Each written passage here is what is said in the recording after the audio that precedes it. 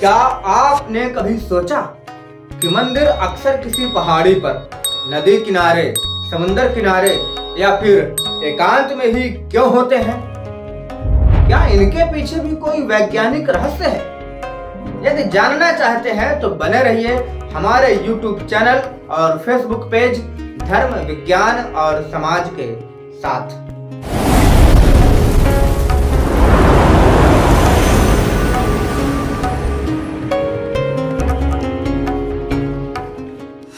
दोस्तों नमस्कार। क्या आपने कभी गौर किया है कि जितने भी प्राचीन मंदिर हैं, चाहे वो वैष्णो देवी का मंदिर हो, ज्वाला देवी का मंदिर हो, हिंगलाज देवी का मंदिर हो, मध्य प्रदेश में मैहर की शारदा माता का मंदिर हो, या फिर 12 ज्योतिर्लिंग हो, अमरनाथ गुफा हो, या और भी जो प्राचीन मंदिर हैं, वो अक्सर शहर से, गांव से, घनी बस्तियों से दूर होते हैं। ऐसा क्यों? और सच ये भी है कि यदि आप वहां गए होंगे तो आपने एक अलग ही एनर्जी महसूस की होगी। इसके पीछे क्या वैज्ञानिक कारण हो सकता है? आइए विस्तार से समझते हैं। विज्ञान की भाषा में एक शब्द है the law of conservation of energy states that energy neither be created nor destroyed, only converted from one form of energy to another. इसका मतलब यह हुआ कि एनर्जी कभी खत्म नहीं होती, बस एक स्वरूप से चेंज होकर दूसरे स्वरूप को ग्रहण करती है। और इस तथ्य को प्रामाणिकता प्रदान करते हैं द यूनिवर्सिटी ऑफ कैलगरी, जो कि कनाडा में है, और इसके साथ ही www.scientificamerican.com। अब विज्ञान का जन्म तो बहुत बाद में हुआ है। सनातन धर्म और उसकी परंपराओं का जन्म विज्ञान के जन्म से भी हजारों लाखों साल पहले ही हो चुका था। गीता में श्री कृष्ण कहते हैं, आत्मा एक शरीर को छोड़कर दूसरा शरीर ग्रहण करती है, आत्मा कभी मरती नहीं है। आत्मा क्या है? आत्मा एक प्रकार की एनर्जी है, शक्ति है। एनर्जी और शक्ति में सिर्फ भाषा का अंतर है, अर्थ दोनों का एक ही है।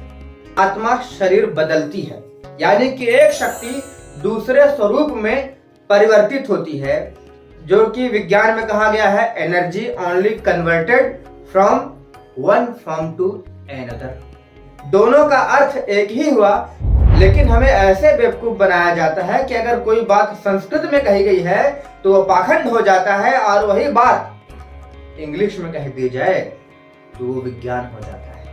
खैर, ये आत्मा और परमात्मा की बातें हैं, इनका बहुत गहरा रहस्य है। अभी हम इस विषय पर नहीं जाएंगे, हम लौटते हैं अपने विषय पर।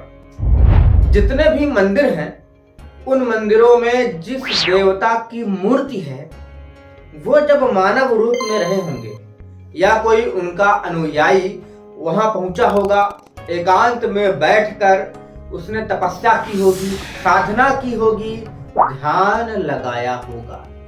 जैसा कि आपने देखा होगा, शिव जी की मूर्ति ध्यान मुद्रा में, हनुमान जी की मूर्ति ध्यान मुद्रा में, महावीर जैन जी की मूर्ति ध्यान मुद्रा में, गौतम बुद्ध जी की मूर्ति ध्यान मुद्रा में। और अगर आपने गौर किया हो तो ध्यान मुद्रा में रीढ़ की हड्डी बिल्कुल सीधी होती है, और जब रीढ़ की हड्डी बिल्कुल सीधी होती है तब उत्पत्ति होती है कुंडलिनी शक्ति। और उस स्थान पर जहां उन लोगों ने कुंडलिनी शक्ति का जागरण किया, वो एनर्जी, वो शक्ति उस क्षेत्र में हमेशा रहती है। और जब हम बार बार वहां जाकर उस एनर्जी को महसूस करते हैं, उस एनर्जी के साथ अपनी एनर्जी भी जोड़ते हैं, तब वहां की मौजूद शक्तियों के संपर्क में आने से हमारे शरीर की शक्ति कई गुना बढ़ जाती है। शक्ति बढ़ने का यह मतलब नहीं है कि खाली का पावर आ जाता है, मेंटल लेवल की शक्ति बढ़ जाती है, दिमाग शांत होता है। जब दिमाग शांत होगा तो सभी काम शांतिपूर्ण तरीके से निर्विघ्न संपन्न होंगे। इसलिए जब भी कभी मंदिर जाएं तो थोड़ी देर ध्यान मुद्रा में अवश्य बैठें। अब इस बात पर कई लोग ये कहेंगे कि मंदिरों में बैठने कहाँ दिया जाता है, भीड़ इतनी होती है कि फटाफट निकालते हैं, पुलिस लगी रहती है। तो मेरे भाई, मंदिर के आसपास किसी पेड़ के नीचे किसी खाली जगह पर जरूर बैठें और ध्यान लगाने की कोशिश करें। ऐसी ही जानकारियां भविष्य में पाने के लिए हमारे फेसबुक पेज और यूट्यूब चैनल धर्म विज्ञान और समाज को फॉलो करें, सब्सक्राइब करें। धन्यवाद। फिर मिलेंगे अगले वीडियो में, तब तक के लिए नमस्कार।